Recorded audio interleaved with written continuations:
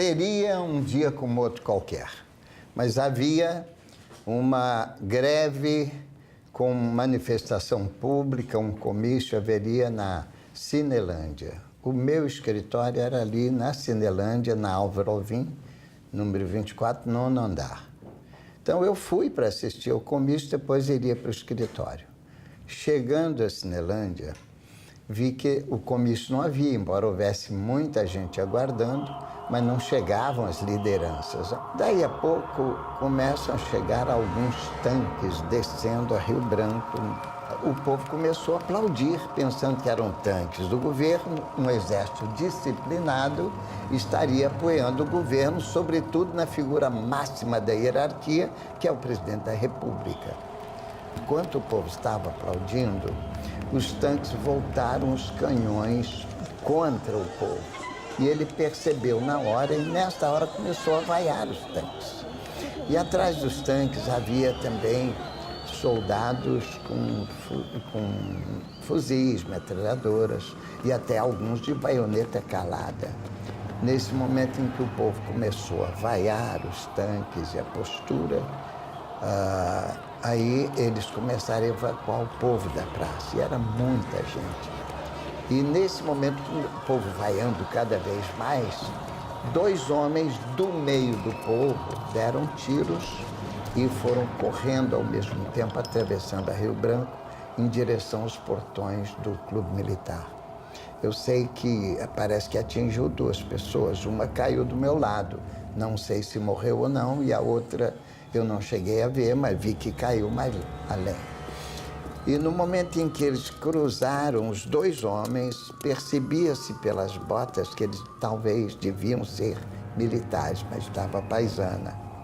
Quando eles chegaram no portão do Clube Militar, os portões se abriram um pouco e eles entraram, os portões gigantescos, parecendo portões medievais, aí se fecharam, lacraram. A partir desse momento, parece que todo mundo entendeu o recado. O golpe que já vinha sendo suspeitado se comprovou ali para mim e para toda aquela massa humana que estava ali. Quando chego ao meu escritório, já havia muitas pessoas tentando localizar seus maridos, seus filhos, seus irmãos. E aí eu conversei rapidamente com todos, anotei os dados de cada um para eventual habeas corpus ou para tentar localizá-los. E na mesma hora eu fui caminhando, quase correndo, não tinha um táxi, estava um dia meio confuso, e fui ao DOPS. DOPS, ali na Rua da Relação, havia dois bares, um em cada esquina, mais ou menos. Passei pelo primeiro, olhei, observei a entrada do DOPS para ver como estava muito cercado, muito controlado, vigiado. Resolvi passar para o outro bar, Bar Dom Juan, que ficava do outro lado. E aí estava no Bar Dom Juan, a título de tomar um café, mas mais para observar.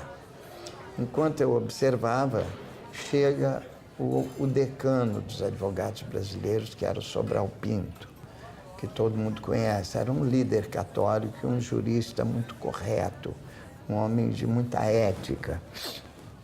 Então chega o Sobral.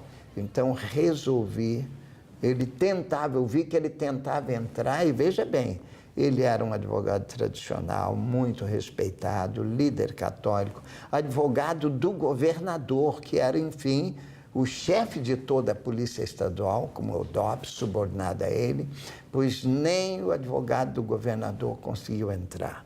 Argumentou, eu vi que ele meio quase que esbravejava. E aí, quando ele foi saindo, eu saí do Bar Dom Juan, fui de encontro a ele, conversei com ele, me apresentei, e nós não tínhamos nenhuma relação até então. E aí eu disse a ele, olha, eu vim, mas como vi que o senhor não conseguiu entrar, eu creio que nem adiantava tentar. Então eu penso, estou com vários clientes desaparecidos, eu acho que vou para o escritório fazer habeas corpus. Ainda havia habeas corpus nessa época. Ele falou, faça isso, meu filho, porque é o que eu vou fazer também. E eu vi uma coisa muito indicativa, é de que a maioria eram líderes sindicais líderes estudantis e até intelectuais. Então, dali eu percebi qual era o recado do golpe que estava em andamento, né? Na praça principal de Duque de Caxias estavam os trabalhadores da Reduc, da FENEME e da FABOR, Fábrica de Borracha Sintética, e outros. Era um contingente que eu calculo que passava de uns 600, 500, 600 trabalhadores. E os camponeses com a sua meia dúzia de espingardinhas. Eles tinham até um esquema para dinamitar a ponte Rio-Petrópolis, que levava até a Bahia. Até a Bahia, aonde vinha o Mourão Filho, de lá para cá, marchando para cá. Nós, com a nossa visão, achávamos que podíamos resistir. Se nós tivéssemos dinamitado aquela ponte, não passava tropa nenhuma. Se nós tivéssemos resistido 24 horas, talvez a história do golpe fosse diferente. Havia uma grande reunião do Sindicato da Construção Civil lá no Ministério do Trabalho, 30 mil trabalhadores cercando o Ministério e a gente pleiteando o aumento, né? Em meio a essa negociação, o advogado dos empregadores me chamou de lado, que era uma pessoa até boa e tal. A gente brigava lá, mas briga estritamente no campo jurídico, né? E ele me disse, ó, doutor Zé Oscar, vou lhe avisar uma coisa. O golpe já começou a haver lá em Minas Gerais. Nós temos informação segura, as tropas já estão se movimentando para o Rio de Janeiro e para cá também. Olha, se o senhor quiser salvar Humberto Schettini, que era aquele grande líder sindical a que eu me referi, você manda ele sair rápido daqui, né? Porque eu, no princípio, achei, pois será que ele está querendo melar aqui a negociação coletiva que nós estamos fazendo? Mas não era, não. Ele era um sujeito até muito bom, sabe? E era verdade, né? Aí eu chamei o Humberto de lado, saímos pelo fundo do Ministério. Se você saísse pela frente, estava lá 30 mil trabalhadores, eles iam cercar o Humberto e ele não ia ter jeito de sair, sair pelos fundos e tal. E o Humberto aí se mandou aí para esse país, né? E conseguiu escapar. No dia do golpe, estávamos à espera da reação. Primeiro, o Teatro Nacional, à espera da frustrada montagem de grupos populares de resistência, das armas que não vieram, e depois na Universidade de Brasília, até a madrugada de 2 de abril, quando, enfim, se mostrou que tudo estava acabado. Caco era um centro acadêmico, né, de lutas históricas no Brasil, né, desde a luta do petróleo, a ditadura, para fazer o Brasil entrar na guerra contra o eixo, né? Começaram as aulas em março, dia 31 de março, ameaça do golpe. Nós ficamos em vigília no Caco a noite toda, porque havia uma ameaça de botar fogo no Caco, o CCC, Comando de Caça aos Comunistas, depois eles se incendiaram a UNE. E nós passamos a noite velando, tomando conta da faculdade, coisa completamente, enfim, sonhadora, né? Como se nós tivéssemos capacidade de resistir a um golpe que se deu, que se consolidou nessa noite. No dia 1º de abril, os tanques foram para a faculdade, e aí tem uma história que tem um oficial do Exército que foi com o tanque e protegeu e garantiu a saída dos estudantes. Na minha sala do Ministério, eu recebo a visita de 2, 3 sargentos, um deles não falou nada, mas 2 vieram me comunicar que ia acontecer um massacre de estudantes ali no Caco, na aula, pertinho do Ministério do Exército, a Faculdade de Direito da UFRJ, eram cinco homens. Eles estacionaram em frente à faculdade e teriam atirado no povo que estava ouvindo os estudantes das sacadas da faculdade clamando por alguma coisa contra o golpe. Eu imediatamente peguei o que eu dispunha, né, no caso de tropa, de subordinados, e resolvi ir lá. E aí houve uma escaramuça e eles acabaram fugindo. Eu, então, entrei com os meus subordinados, arrombamos a porta e a cena foi uma cena que a gente não esquece, né? Caídos nas escadas, estudantes sufocados. Muito interessante que algumas das moças que hoje são do grupo Tortura Nunca Mais, diretoras e tudo, que gente corajosa, né? Até hoje lutando aí. E eram bombas de gás lacrimogêneo lá dentro. Nós nos abaixávamos, rajadas de metralhadora. E, de repente, parou um silêncio. E nós, sem saber o que tinha acontecido, de repente entra o Ivan Cavalcante Proença, né? E nos orienta que a gente saísse em grupos de 5. Né? Nós não sabíamos quem era essa pessoa, né? E cerca de 200 estudantes foram salvos daquele massacre graças à coragem do Ivan.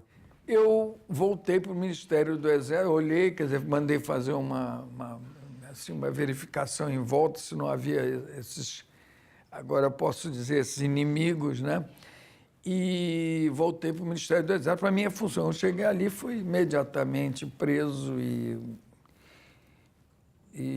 já tinha ido um tenente da guarda ali da Casa da Mãe, já tinha ido lá dizer que eu cheguei atirando nas forças que queriam, os golpistas, que eles achavam que eram as forças restauradoras da democracia e tal. O governador do estado, o doutor Miguel Arraes, era um homem, na época, considerado de esquerda ou de extrema esquerda, conforme a visão. E além do doutor Miguel Arraes, havia também em Recife uma prefeitura dirigida por um homem de esquerda, que era o doutor Pelópidas Silveira. Quando o golpe veio, ele foi de grande violência. Houve uma manifestação estudantil na Avenida Guararapes, em que foram mortos 2 estudantes. Desde o primeiro dia, sempre houve assassinatos na ditadura brasileira. O Palácio das Princesas foi cercado, o governador foi preso, a prefeitura também foi cercada, o prefeito foi preso. Logo em seguida, então, deram-se centenas de prisões, porque praticamente todo o staff do governador e todo o staff do prefeito foram presos. Com o golpe militar, a primeira medida a ser tomada foi colocar fora da legalidade as ligas camponesas. E a repressão durante o golpe militar foi imediatamente contra esses camponeses. Por quê? Porque pré-golpe militar, alguns não acreditavam que poderia existir um golpe militar, mas as ligas camponesas acreditavam sim que o golpe militar se aproximava. Na cidade do Recife existiam 17 cônsules norte-americanos, todos agentes da CIA. Houve uma repressão e houve muitos assassinatos, tanto por parte do Exército, mas principalmente no nosso caso aqui do Norte e Nordeste brasileiro, talvez no Sul também, mas acho que deixa me referir ao que eu conheço. Mas o fato concreto é que os latifundiários, certo? Eles, com os seus capangas, aproveitaram o golpe militar para dar uma ajudinha ao golpe. Por isso que se diz que foi um golpe civil-militar, ainda que eu prefira me referir ao golpe militar de 64. Porém, a história relata, eu não posso negar, que esses civis que apoiaram o golpe aproveitaram aquele momento para eles próprios fazerem a repressão no campo. Então, nós não sabemos a quantidade de milhares de camponeses que foram assassinados dessa forma. já levantamos o assassinato de mais de 1.400 camponeses, não é? Isso é importante que se diga. E ainda falta muito por se descobrir. Em Minas Gerais, já haviam começado as primeiras prisões uma semana antes do golpe ser deflagrado. O governador, ele estava empenhado no golpe e acho que até mesmo acreditava que ia ser o presidente da República.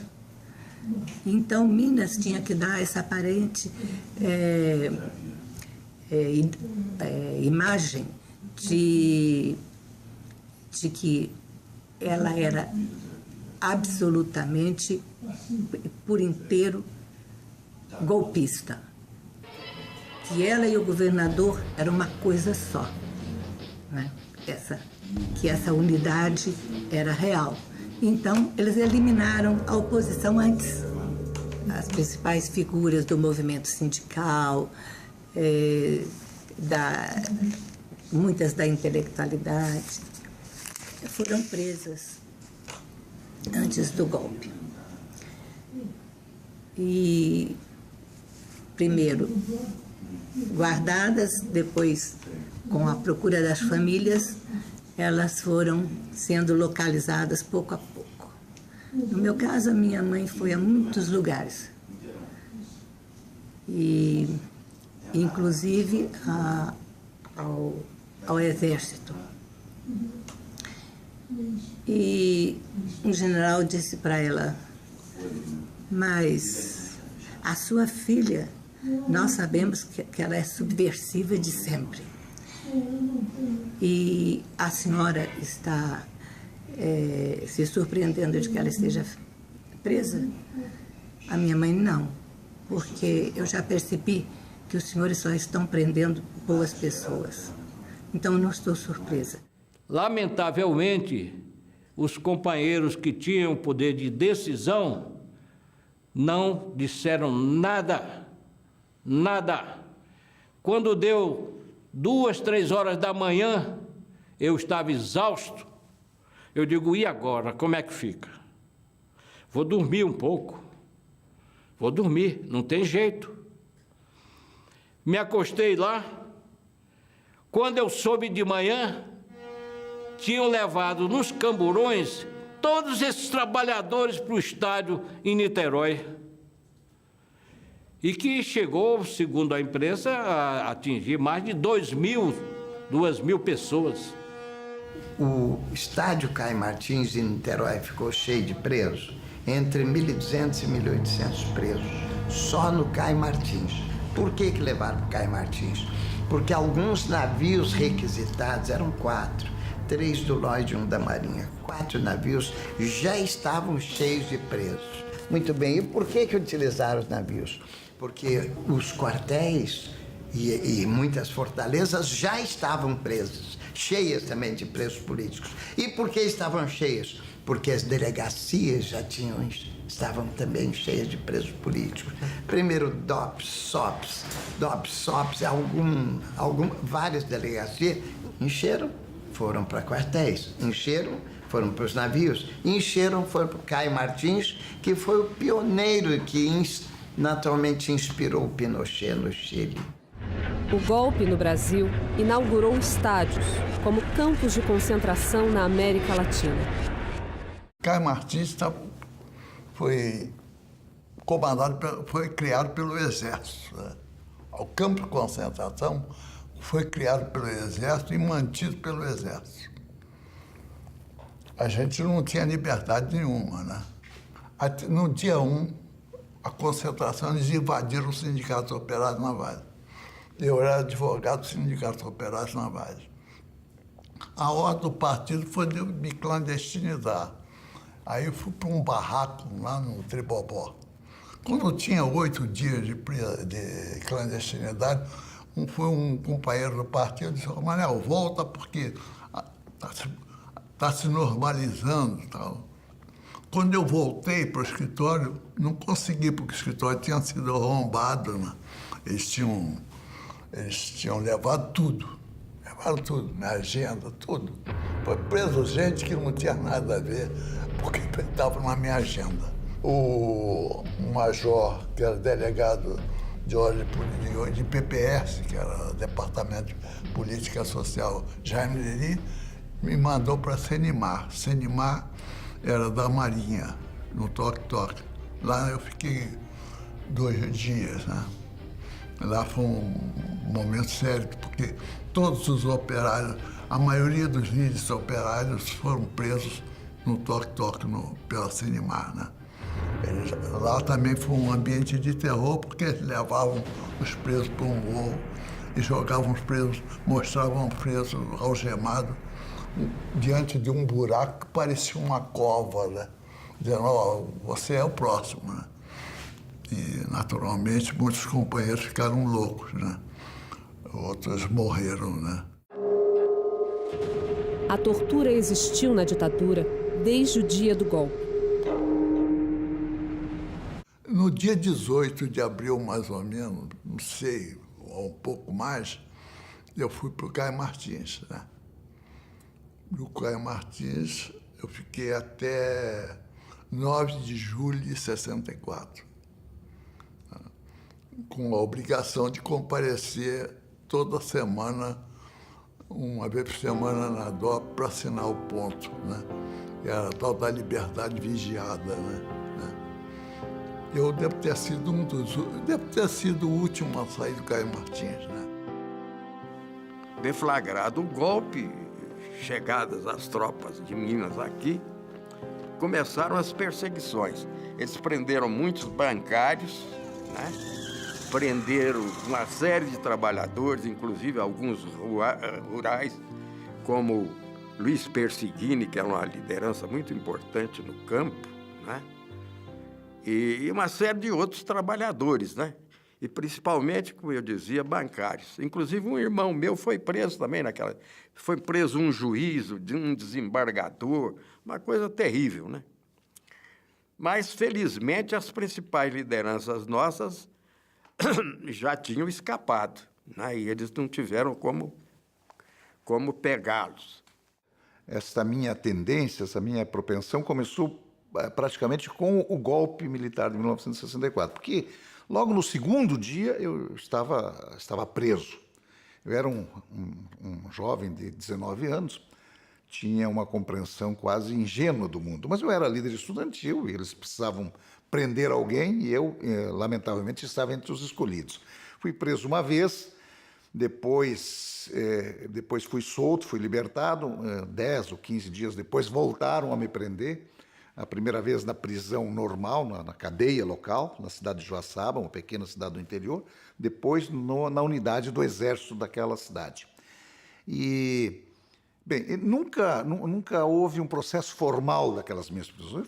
Fui preso porque, naquele momento, volto a dizer, era preciso encontrar bodes expiatórios, era preciso justificar um movimento daquela envergadura. Você, réu de um processo de lei de segurança nacional, na plena vigência do regime militar, você ficava inibido da tua ação política, você não era um homem livre, você era um homem sob ameaça, e não só você, a ameaça também se estendia sobre os seus familiares. Meu pai, por exemplo, que era um modesto servidor público dos Correios, ele sofria ameaças, não porque ele tinha feito, porque ele nada de fato tinha feito, mas por causa de mim. Eu já era casado naquela ocasião, minha mulher era professora, também sofria algumas ameaças veladas e outras não tão veladas.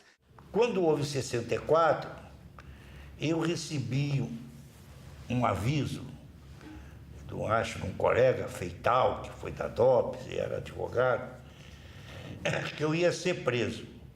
Eu saí de casa, fui para a casa de uma tia e não estava me sentindo assim, procurei o Evaristo.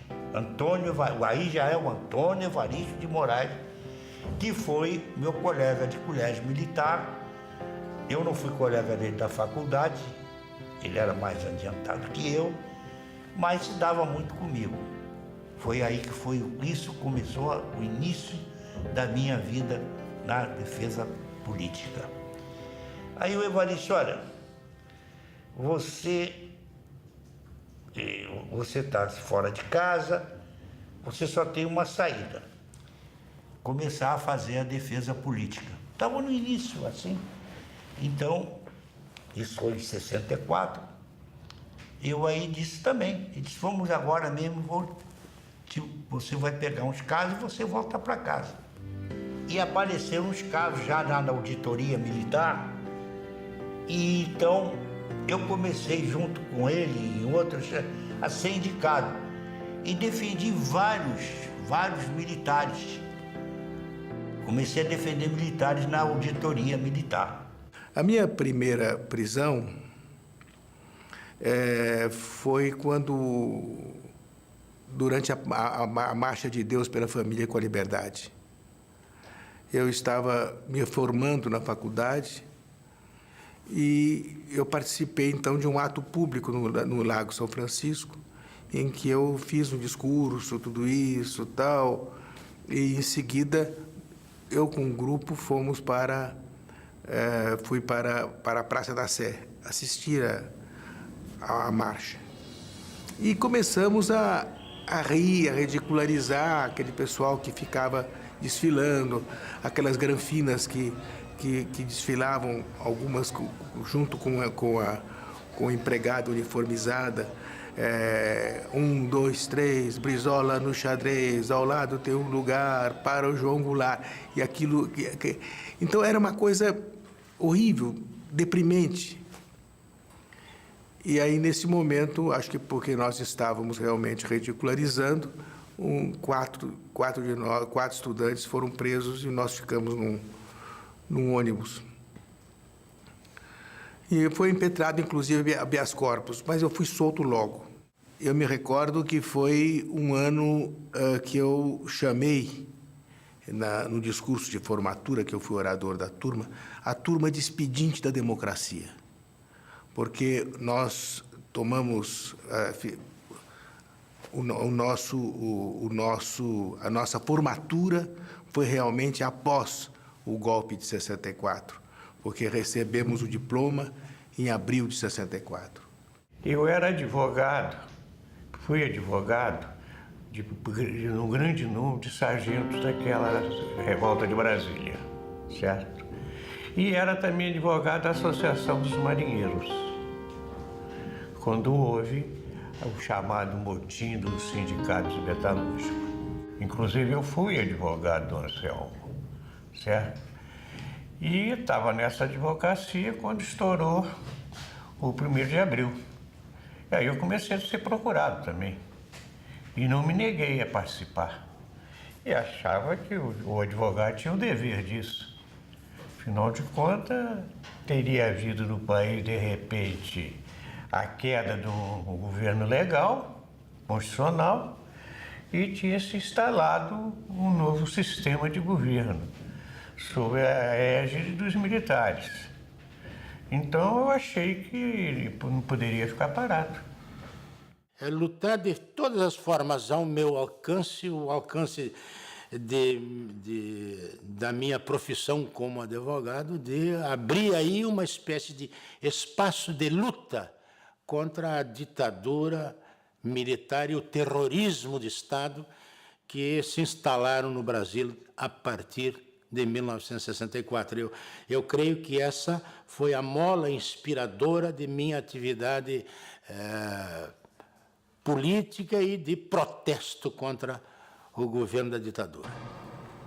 Eu passei a defender perseguidos políticos desde o 2º semestre de 1963. Naquela época, o Partido Comunista Brasileiro estava na clandestinidade e atuava na legenda do PTB. Os sargentos pretendiam cargos eletivos. Havia campanha para que os analfabetos pudessem votar. Fora feita a campanha para o 13º salário, de maneira que a vanguarda dos trabalhadores ia ocupando posições progressistas, o que não era de agrado da burguesia nacional e nem mesmo de alguns interesses internacionais aqui no Brasil. De forma que o golpe de 64 já se achava orquestrado. Eu pertencia ao Sindicato dos Trabalhadores nas indústrias metalúrgicas, mecânicas e de material elétrico de São Paulo. Era um presidente, Afonso de Leles e José de Araújo Plácido. Plácido e de Leles são presos quando levaram a Quitaúna alguns sargentos que eram candidatos a cargos eletivos. E no interior do carro havia uns panfletos picotados que justamente diziam respeito à eleição dos praças e dos sargentos para cargos eletivos. Foram presos em Quitaúna, juntamente com sargentos, sob a acusação de terem praticado um crime militar. Fui ao Rio e contratei o serviço de Sobral Pinto para sustentar o HC. Sobral foi muito atencioso, muito solícito. Perguntei-lhe a respeito dos honorários. Ele disse que isso não deveria ser objeto de preocupação por parte dos trabalhadores, que ele sustentaria o habeas corpus independentemente de qualquer remuneração. No dia designado para o julgamento, fiz-me presente ao tribunal e convém dizer que, ao visitar de Leles, que se achava preso no quartel, achava-se preso naquela altura, no quartel da Polícia do Exército, que fica nesta área aqui, no Ibirapuera, de Leles me disse: Mário, assista esse julgamento, porque haverá muitos processos como estes no Brasil. Ele foi profético no que disse. Com relação a Julião, ele havia ido a Brasília para votar na Câmara Federal uma lei de anistia aos soldados e marinheiros que haviam se rebelado. E nessa ocasião que se dá o golpe, ele ainda permanece em Brasília. Ele fez um discurso que é histórico, foi o último discurso que ele fez na Câmara Federal. Abençoados marinheiros, bravos sargentos, camponeses rebelados, operários indômitos do Brasil, a vós sim, eu rendo a minha admiração, a minha homenagem pelo sangue que já derramastes nesta pátria, pelo sangue que ainda não foi redimido, mas que haverá de ser, pela unidade, pela força de todos vós e também daqueles que sentem o clamor das massas desesperadas do Brasil. Não há de ser absolutamente um banqueiro quem vai salvar o Brasil. Quem vai salvar o Brasil é o seu povo, são seus trabalhadores, é a sua gente humilde. Essa sim é quem há de salvar o Brasil. É quem há de fazer uma madrugada radiosa para liquidar de uma vez para sempre com essa expoliação cruel que pesa sobre as massas brasileiras. Mas deixo nessa tribuna apenas um aviso. É de que nesta altura dos acontecimentos é inútil querer resistir. É inútil querer obstaculizar. É inútil querer impedir o avanço do povo brasileiro. Porque com o DN ou sem o DN, com transigência ou intransigência, o povo brasileiro já tomou a decisão de conquistar a sua emancipação econômica, a sua emancipação social. E ela será conquistada, como nós costumamos dizer, nos nossos encontros com as massas camponesas do Nordeste do Brasil. Será conquistada na lei ou na marra. Será conquistada pacificamente ou através da revolução, da rebelião das massas inconformadas do Brasil. Aprendi com o general vietnamita Giap que a história não se mede em minutos, horas, dias e meses, mas anos, séculos, milênios. E hoje o discurso de Francisco Julião continua fazendo sentido. Qual parlamentar brasileiro faria um discurso como esse na atualidade? Silvio Tendler.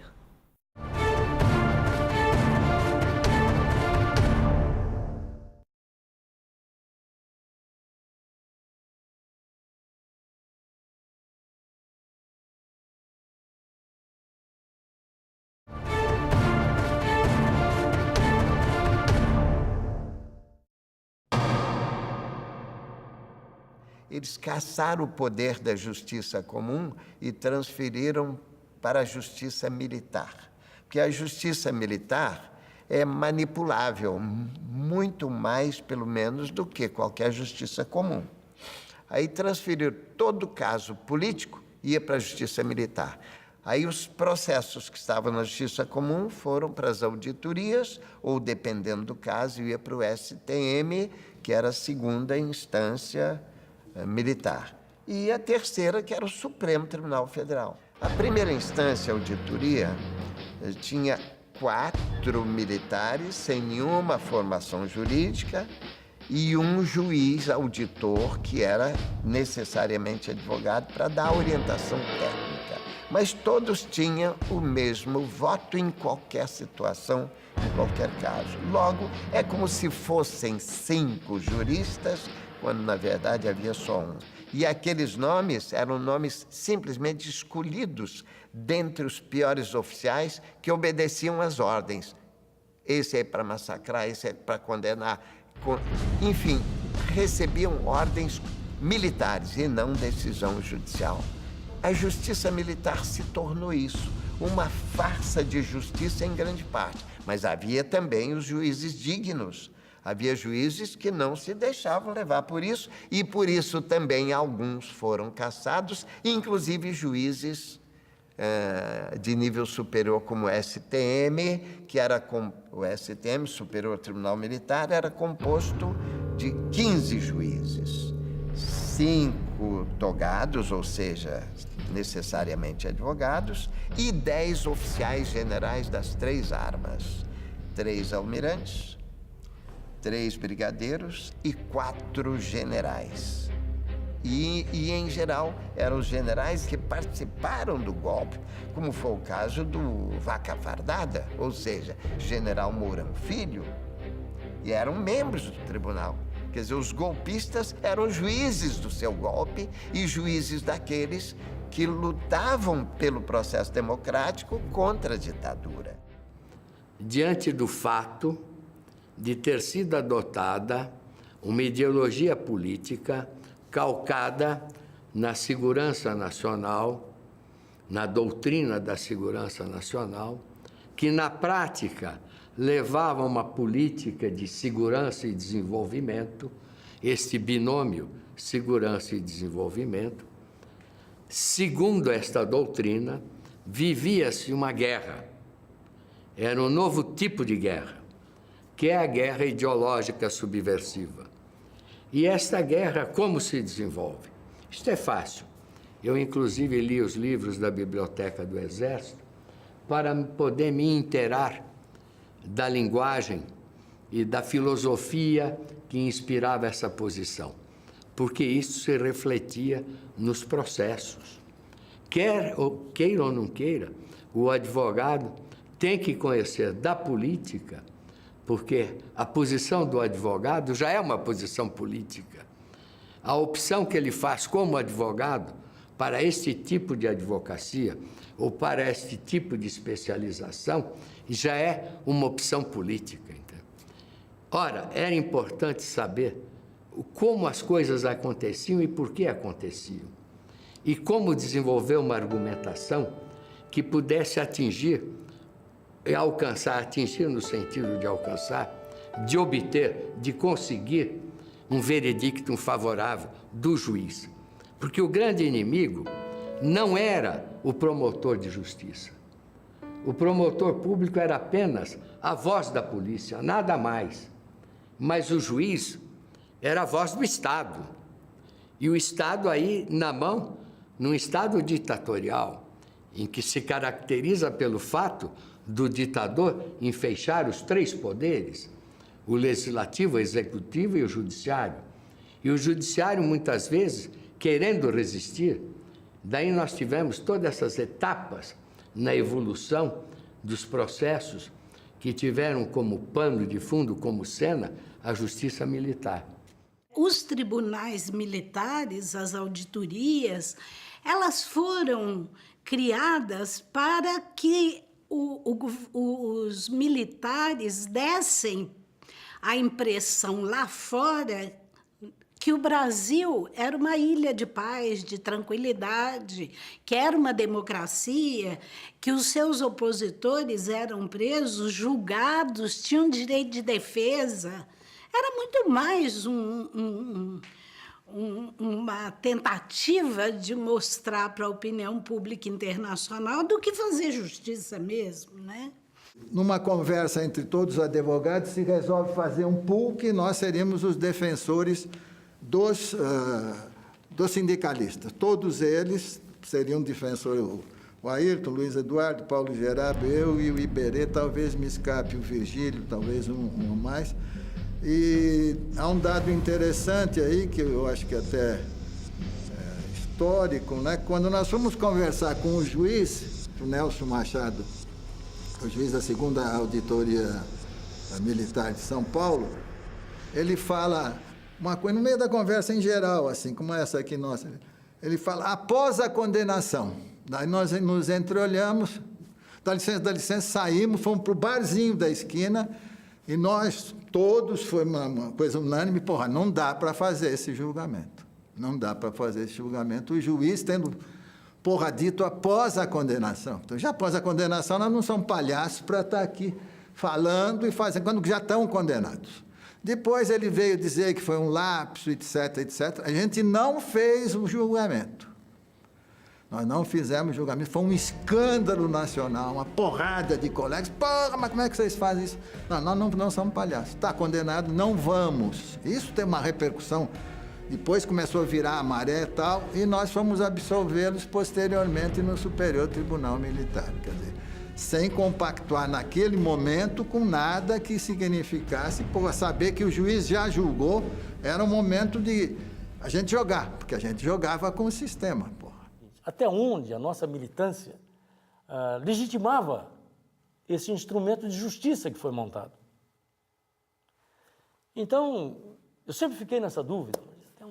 Aí, a nossa prática foi mostrando que era possível fazer alguma coisa consequente. Porque havia os advogados dativos que a auditoria militar tinha para aqueles presos militares que não podiam ter advogado. E esses eram dativos, existiam em todas as auditorias. E muitos prisioneiros políticos eram defendidos por isso. A nossa chegada fez com que nós ocupássemos esse espaço. E, através da nossa atuação, pudesse funcionar como instrumento de denúncia de prisão, de apoio às famílias e de, não só denúncia, e nos processos de denúncia das torturas. A atividade do advogado era uma atividade de tentar destruir os processos. Os processos eram uma imitação bizarra do que seria um processo, mas era um ponto que fazia com que o Brasil destoasse dos outros países. Os outros países cortaram todas as instâncias intermediárias, as mediações entre a sociedade e o Estado. Congresso argentino, uruguaio, Chile, prenderam e fecharam o Congresso. O Brasil manteve o Congresso funcionando, sob regras, sob exceção. Manteve a justiça funcionando, nos outros lugares não tinha advogado, imagina, não se conhecia a acusação, aqui se tinha um arremedo de justiça, mas isto tudo fez com que, eu tenho a impressão que nós economizamos algumas vidas. Nos limites da lei, né, nos espaços que a democracia ainda permitia, quer dizer, que o establishment, que nas estruturas jurídicas ainda permitiam, porque a ditadura manteve a justiça militar, a ditadura manteve uma estrutura de justiça. E o erro, quando eu disse que foi o erro mandar para a justiça militar, porque a justiça militar ela cumpriu um papel que era inesperado pela ditadura. A ditadura achava que aquela justiça militar faria, enfim, o papel que fez o Tribunal de Segurança, o papel que fez algumas... Né, o papel que no mundo e nas ditaduras a justiça fez, aqui e acolá. Então, a justiça militar não, a justiça militar ela foi justiça. Enfim, mais rigorosa aqui, menos rigorosa, mas ela foi legalista, ela foi garantista. Teve muitas ações que a gente ganhava, tinha muitas que a gente perdia, né? Porque eu achava, de uma certa maneira, tudo vitória. Porque quando a gente perdia, a gente perdeu a ação, o cliente foi condenado, mas a gente denunciou. Tinha alguém denunciando. E teve uma época que houve um pouquinho de liberdade de imprensa, né? Nesse tempo, de vez em quando, dava umas melhoras e tal, né? Eu acho que o grande papel dos advogados foi levar o conhecimento. Inclusive a pessoas das Forças Armadas que não acreditavam nisso. Tinha muito aí, coronel, brigadeiro, que não acreditava que estava havendo tortura dentro do Exército. Porque, na verdade, o Exército não era um exército de torturadores. Os militares não eram militares torturadores. Então, é uma minoria, pô. E uma minoria é minoria mesmo. Mas que tinha o poder na mão, né? Tinha arma na mão. A lei previa diferentes tipos de organização em que uma pessoa podia ser enquadrada. Havia uma previsão para organização armada, havia uma previsão para um crime que eles consideravam menos grave, de uma organização que não era, que as pessoas ou elas próprias não tinham uma participação armada ou elas estavam sendo recrutadas ainda. A lei previa várias hipóteses. E o que eles faziam era juntar vários artigos que se superpunham, né, e fazer uma acusação assim, pesadíssima contra as pessoas para exatamente intimidar os advogados, para dificultar a defesa, para no final dar penas altas, porque eles sabiam que nos tribunais superiores nós conseguimos resultados, inclusive, melhores e as penas, em geral, eram reduzidas nos tribunais superiores. Em muitos casos, era solto o preso político foi solto pelo Superior Tribunal Militar. A gente ia para lá, discutia e tal, dava discussões. 5-4 é aquela coisa de justiça que tem até hoje, né? O nosso Supremo, de vez em quando, vira 6-5. E aí? Isso na ditadura acontecia também. E por um motivo qualquer, às vezes, em algum lugar se conseguia isso, se conseguia num julgamento, o que se dizia é aquilo que se diz, o advogado, eu ouvi aqui ainda há pouco, né? O advogado, o Jorge Tavares, acredita e tal. Por quê? Porque o advogado sabe que mesmo na ditadura, em condições difíceis, mas pode sair uma decisão favorável ao seu preso, ao seu cliente. Porque tem uma coisa que a gente usa muito dizer, que de cabeça de juiz, de boca de urna e de bunda de bebê, ninguém sabe o que sai. E quando sai? Cabeça de juiz é assim. Então, de repente, aquela coisa que pode não se esperar, sai uma absolvição. Dá uma briga danada entre eles depois, mas sai a absolvição. E isso aconteceu em muitos processos. Saiu a pessoa solta. E tem solto que depois é preso logo a seguir. Tem dessas coisas. Então, a luta dos advogados de preso político, ela tinha muito sentido por causa disso, por causa das denúncias, etc. A fase legal, depois, na fase da auditoria militar, o pai costumava dizer que ele tinha grande possibilidade de sucesso lá, porque boa parte dos seus clientes não estavam envolvidos em ações de extrema confrontação ao regime. Então, ele conseguia um alto índice de absolvição lá. Eu vi alguns julgamentos. Eu vi o julgamento, por exemplo, eu já estava estudando, do nosso governador, do Tarso Genro. E o Tarso foi absolvido.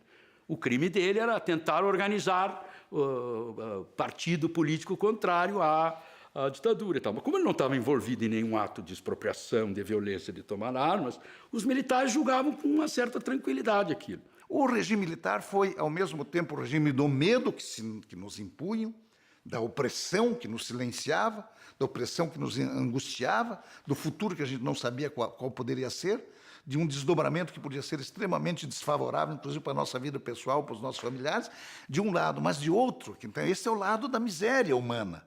Esse é o lado do mal. Esse é o mal que se precisa combater. Essa é a lição que nós precisamos tirar. Isso de um lado, mas de outro também o lado da esperança, o lado da grandeza humana, da capacidade que o homem tem na adversidade, no sofrimento, entende? E diante do medo, entende, de reagir. Um dia eu estava fazendo um julgamento na segunda auditoria do Exército, ali na Praça da República. E era um julgamento em que tinha vários presos políticos considerados terroristas.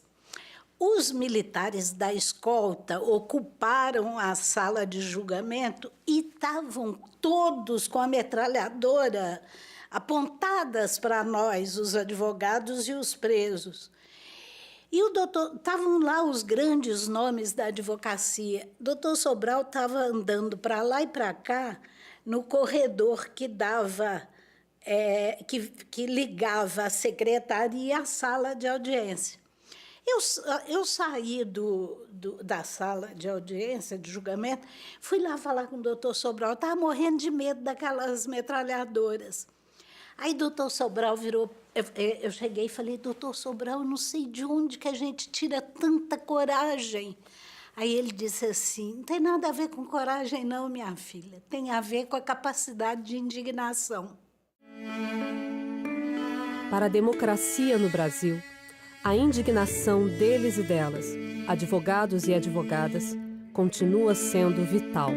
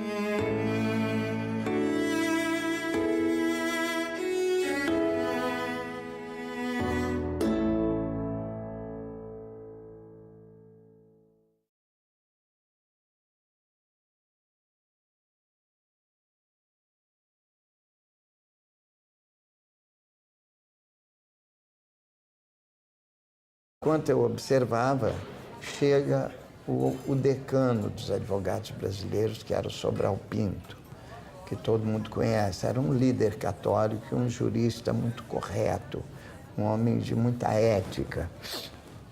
Então chega o Sobral, então resolvi, eu vi que ele tentava entrar, e veja bem, ele era um advogado tradicional, muito respeitado, líder católico, advogado do governador, que era, enfim, o chefe de toda a polícia estadual, como o DOPS, subordinado a ele, pois nem o advogado do governador conseguiu entrar. Argumentou, eu vi que ele meio quase que esbravejava. E aí, quando ele foi saindo, eu saí do bar Dom Juan, fui de encontro a ele, conversei com ele, me apresentei, nós não tínhamos nenhuma relação até então. E aí eu disse a ele, olha, eu vim, mas como vi que o senhor não conseguiu entrar, eu creio que nem adiantava tentar. Então eu penso, estou com vários clientes desaparecidos, eu acho que vou para o escritório.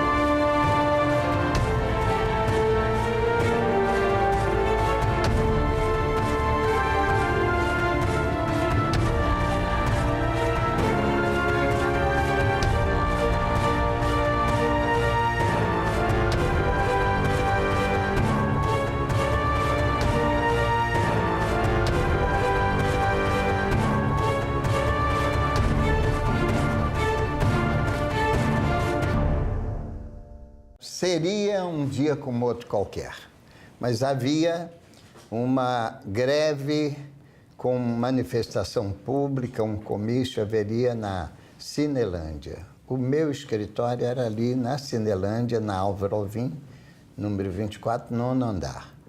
Então eu fui para assistir ao comício, depois iria para o escritório.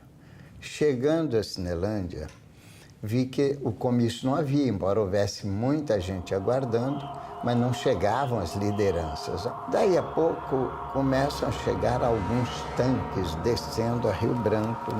O povo começou a aplaudir, pensando que eram tanques do governo, um exército disciplinado estaria apoiando o governo, sobretudo na figura máxima da hierarquia, que é o presidente da República. Enquanto o povo estava aplaudindo, os tanques voltaram os canhões contra o povo. E ele percebeu na hora, e nesta hora começou a vaiar os tanques. E atrás dos tanques havia também soldados com fuzis, metralhadoras e até alguns de baioneta calada. Nesse momento em que o povo começou a vaiar os tanques e a postura, aí eles começaram a evacuar o povo da praça, e era muita gente.